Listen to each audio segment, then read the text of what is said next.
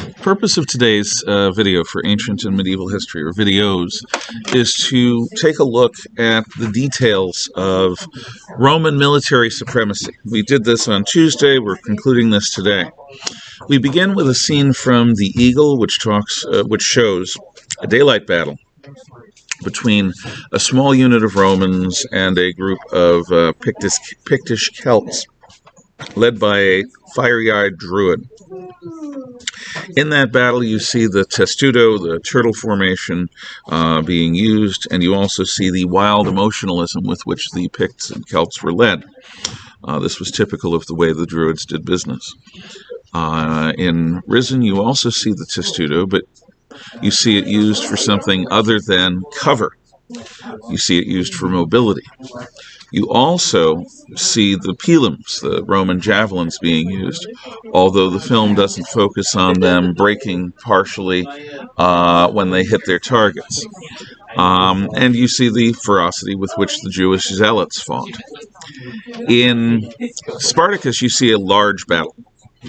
And in that large battle, you see the way Roman forces maneuver in the separate blocks across the countryside, and that is to allow the general to command the unit finely, to have the control over the army the way a person has control over their fingers, rather than over their fingers in a mitten, fingers in a glove, rather than fingers in a mitten.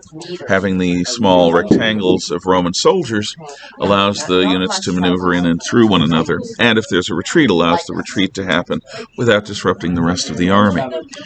In this scene, you see the Roman army form up into long battle formations just before they hit the enemy, which would have happened, but Crassus was a mediocre commander. That wasn't his thing.